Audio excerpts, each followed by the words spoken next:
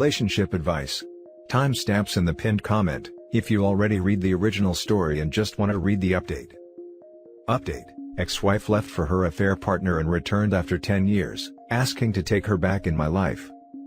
Original story: me, 34 male, my ex-wife, 35 female, let's call her X, my neighbor, affair partner, my neighbor's wife, 37 female, call her Maggie.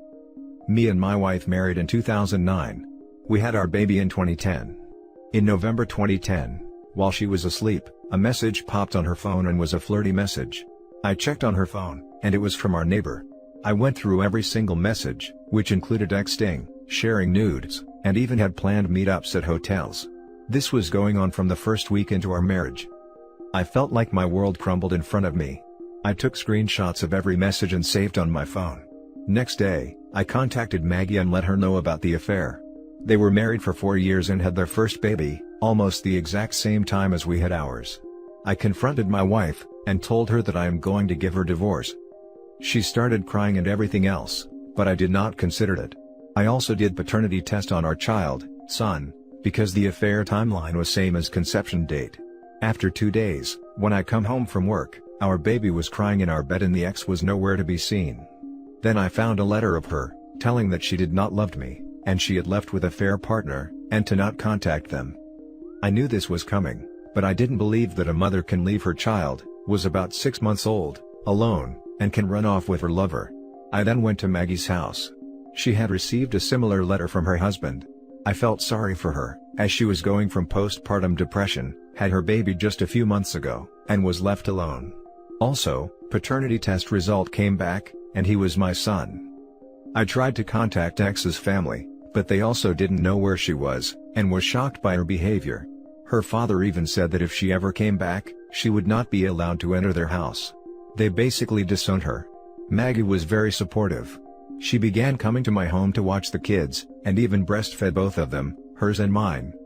As time passed, we were like family. My son called her mom, and had known only her as mom. We also decided to go on dates. We got engaged a year later, and married in 2013. We had our first child in 2015. We often discussed things about our exes, and how we were often disrespected by them. We were a happy family. In 2018, when my son accidentally saw a picture of my ex, picture after birth, so it included X, me, and him, so we decided to tell him that her birth mother X had died in car accident years ago, and Maggie took care of him since he was 6 months old. Fast forward 2 days ago, I received an anonymous email. I opened it and it read, "I want to see my son, and want my family back. We are not divorced yet." I knew it was X. I showed this to Maggie. Maggie started freaking out, and asked me if I would take her back. I calmed her down, and told her that she was an ugly past and I would never leave you. I would never take her back. Now I am confused what to do. I will definitely not take her back, but should I let her meet my son or not? Should I take my son's opportunity to have connection with her birth mother? Now for the top advice before the update. Absolutely not. She was toxic 10 years ago and obviously hasn't changed. She will end up hurting all of you so much more than she already had. No. Coming from a child abandoned by their mother, who only showed up every 3 years because stepbrother's dad tried to convince her she needed to be part of my life. I've been in a family dynamic similar to this. In my experience, it would do more harm to your son than good. When he is 18, you can tell him the whole story and let him decide. As an adult, your ex made the decision to leave. If you truly did get a divorce, I would fight with everything I have to maintain custody. She left. You stayed. She's holding on to the past. You're building a new future. She is not going to be a part of your future story. When the time is right, you can give the choice to your son. I would not wait too long to tell the son, because I think the ex would maybe try to contact him and manipulate the truth, to make OP look like the bad guy. 1. Telling the kids that your ex died, is wrong. You should never have done that. Your son, and likely your other kids, will need therapy, or at the very least, you should consult a psychologist to get advice regarding how to tell them the truth. The more you lie, the likelier he will eventually go live with her and believe whatever excuse she gives him. 2. Assuming you have an actual judgment that gives you full custody, you can ignore her communication entirely, or get a lawyer to send her a letter saying, visitation is not in the child's best interest. You can then either wait for her to file in court asking for visitation, or you can proactively attempt to have her parental rights terminated, perhaps also having his actual mother adopt him. Child support doesn't usually have an impact on custody, but a reminder that she has not paid child support for 10 years and that there are still many years left, where it should be due, can help as well. However, only through formal lawyer letter, not by responding directly. 3. You might not be able to prevent visitations from happening. At the very least, ask for a very slow progression with short visits supervised by a social worker or psychologist. 4. Did your wife's ex-husband reappear as well? Expect that he might show up too. 5. Don't panic. Edit.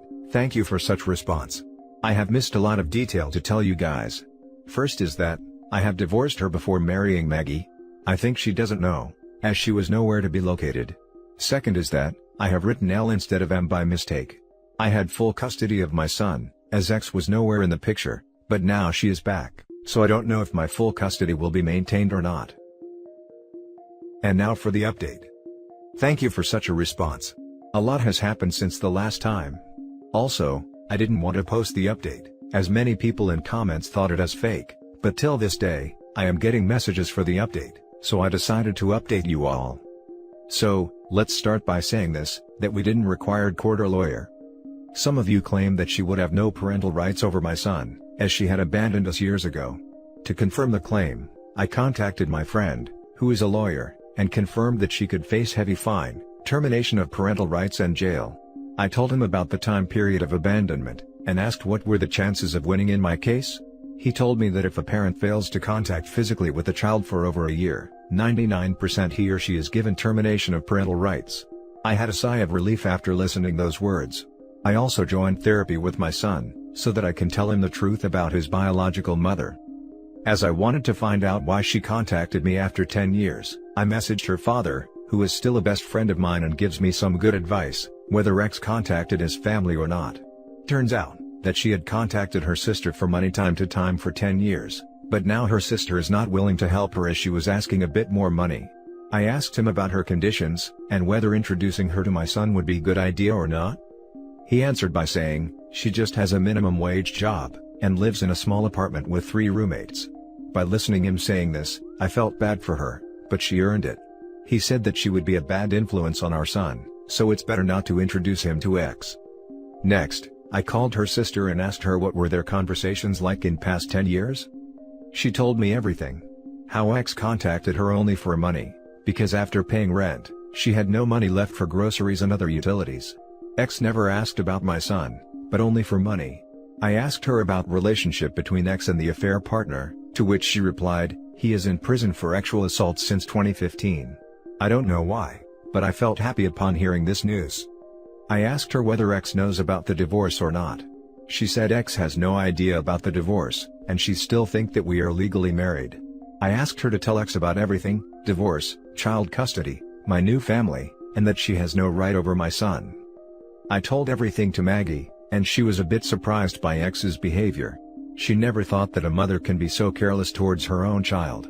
She was also shocked to hear the news about the affair partner. It's been 30 days, and X has not contacted us. Family counseling is going great and we have decided to legally adopt one another's kids. I don't think X will contact us again, as her sister might have told her about her position legally, and that she would just waste money by hiring an attorney. If something happens, I'll update you guys. Now for some comments. Wow, this is a really rare one to read, after 10 years, to wanting to come back. Based on what you wrote, your ex is just looking out for herself. Looking for a place to stay. She's so desperate that she was willing to contact you. Glad that you've done your research by contacting everyone that knows your ex, to understand what's going on with your ex. Sounds like you have everything under control with a wonderful family. Please don't ruin it by introducing your ex. Absolutely do not let this woman back into your life.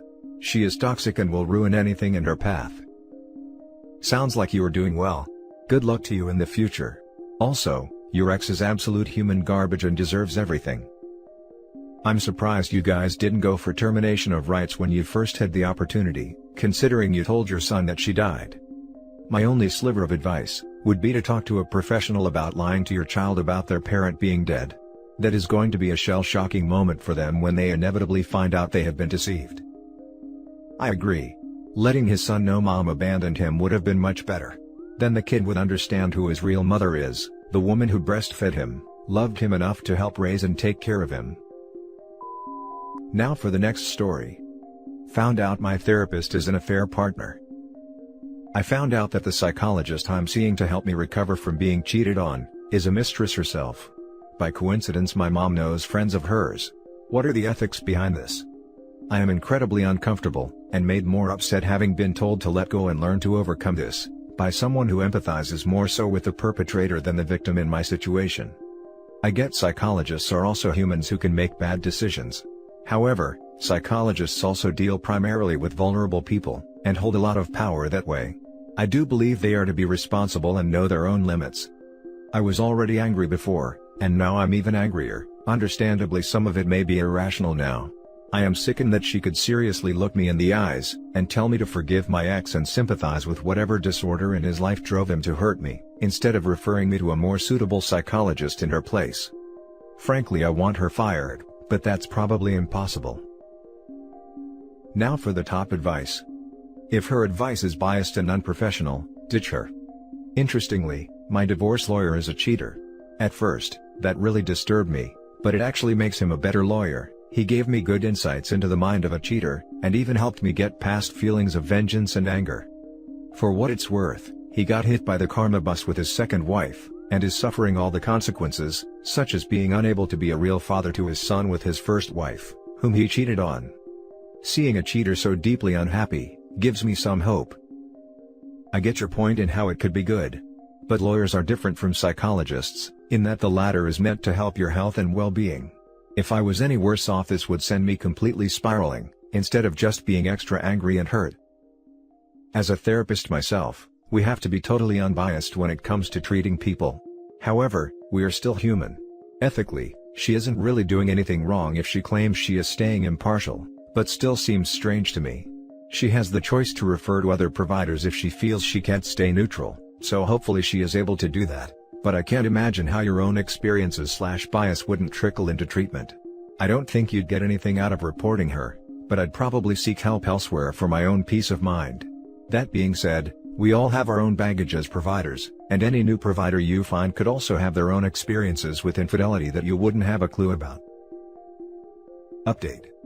I will not try to get her fired, due to the creepy things I'll have to do to get proof.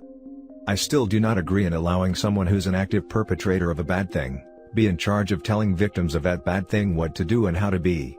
I agree in allowing them, only if they had stopped and is actively trying to overcome and be better.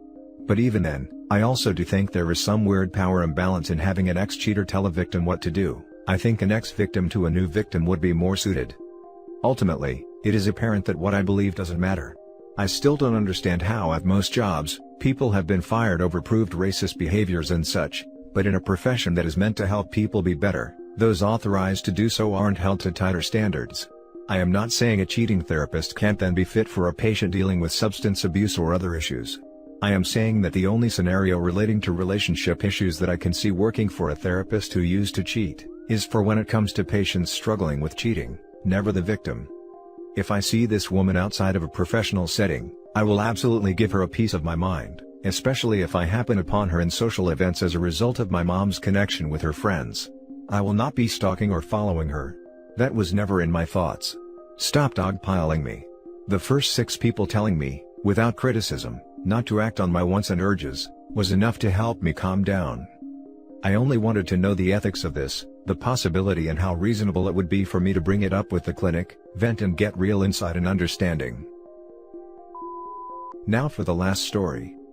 My 29 male, now ex-wife, 28, texted me today to apologize for cheating and asked to speak again. I blocked her, but since I've stopped dating and basically gave up romantic relationships, her text reminded me that I am lonely. Back here again to seek some advice. If you want some background on the relationship, the only other post on this account was on here basically spilling my guts about it. My issue now is that a few years after separation she's just messaged me saying she's disgusted with what she did, got therapy, and wants to talk to me again. I am aware that she lost her job when the virus hit, and that she is likely very lonely since lockdown, so her reasons for reaching out to me now feel obvious and frankly selfish. It threw me for a loop when I got her message, and the crazy rush of swirling emotions it caused me, led me to block her. While I don't see myself ever forgiving her, the message reminded me that I haven't been with anyone physically since her. I went on a few dates after the divorce, but it felt off, and when one of the women I was seeing asked if we could be exclusive, only to leave her phone with a Tinder convo open with another guy stating the complete opposite on the first night, I was over. I pretty much checked out of romantic relationships. I want to take a moment to say that I am not misogynistic and have met many fantastic, loyal, caring women in my life. Men, women, gay, and straight, can all cheat, and I am in no way advocating that other people give up romantic relationships. My issue personally, is that while her message made me realize I'm lonely, I personally don't want to do it again. The ridiculous amount of time and effort involved in being a good, loyal, caring, and supportive partner I've put into relationships, only for it to be figuratively spit on, as well as being with people who say all the right things, only to ultimately do the opposite has, I think, made me understandably jaded. I'm struggling with this for a bunch of reasons though. Unfortunately, I do have a libido, and am attracted to hot women. I have had success with approaching them and could go for more, but there are two problems. Meaningless intercourse with randoms doesn't really do it for me. While I am very actual and adventurous, I like to be so with a singular person who cares about me as I do about them. Second, each time I've dealt with infidelity, it's been with attractive partners. I've been avoiding a woman I went on a few dates with, because while we hit it off, and she seems like she's fallen for me, I am not as physically attracted to her as I have been with others. When she came onto me hard, I had to distance myself because I don't want to hurt her by hitting and quitting. I feel bad about it, but I keep considering it because it feels like maybe she wouldn't cheat on me. But it'd be wrong to string her along, when I don't have the same feelings for her. And again, I have other options, I just can't seem to get over this hang-up that the hot ones cheat. I don't know. I guess I ended up rambling again on here. My advice-related question I guess is, should I try again? Thanks for reading, and if you do have any advice, I'd appreciate it. Edit, getting some similar replies, so thought I'd mention here, that the consensus seems to be that less attractive people absolutely do cheat too, and staying out of romantic relationships out of fear of getting hurt won't ever help. Also, something I said to someone who questioned how I could be so jaded so young, as well as to shed more light onto where the wariness to attractiveness came from. I think it's because the marriage was so long and seemed like it was going to go the distance for so long, that when it suddenly ended with such an intense betrayal, I lost a lot of hope for future relationships. Shorter experiences after, only entrenched those feelings, and each one was with the more attractive partners I have been with. Now for the top advice. My ex-husband cheated. I'm with a new man now and we have a child. It was hard in the beginning, and I had to really take a good look at myself and my thoughts, in order not to project what my ex did onto my new guy. But in the end, I want a romantic connection to someone. I want closeness, and love, and intimacy. If I want that, I can't just shut down and think that what has happened to me is bound to happen again. I have to take a leap of faith and trust that things will turn out good. Also, looks doesn't tell whether someone will cheat or not. That's quite toxic thinking. My ex was way uglier than me, but he cheated anyway. Yeah, I think you're right. The closeness from a romantic relationship is what I'm missing. Friends and family have been great, but it seems like I do have to take a leap if I want that. Equating looks to cheating was toxic. I'm going to try therapy to get over it. People of all attractiveness levels will cheat. While attractive people have more options and get hit on more, don't force yourself to date someone you aren't genuinely attracted to. It's not fair to her, and perhaps you'll be the one to cheat in the future instead. Keep looking. This is a good point overall. It seems to me attractiveness is only half the battle. I know drop-dead gorgeous hot women who are lonely, and women who are average at best be so freaking happy. I've known ugly and pretty people who treated their partners like crap. There's someone for everyone. Just keep trying to find someone in your ideal level of beauty, attractiveness, interest, and mental/emotional connection. Damn. Good for you for ignoring her and blocking. That takes some resolve. Your desire for partnership isn't likely to go away. I don't have crap for advice. This is a doozy. But good for you. It sounds like you worked hard to develop yourself and your career. I'm sure you can find someone you find attractive who is loyal. In my experience, insecurity is the #1 reason people cheat. I'm attractive, and I've never cheated on anyone, ever. Or even remotely close to it. Have you tried therapy? I think you would benefit from it. Best of luck to you. And forget that cheating ex. She is just wanting to feel better about herself. I spent most of my time after the separation working on myself. So working out, spending time with family, and getting back into fun hobbies I had neglected while married. I considered therapy, but being busy and motivated by other pursuits, made me forget. I'll look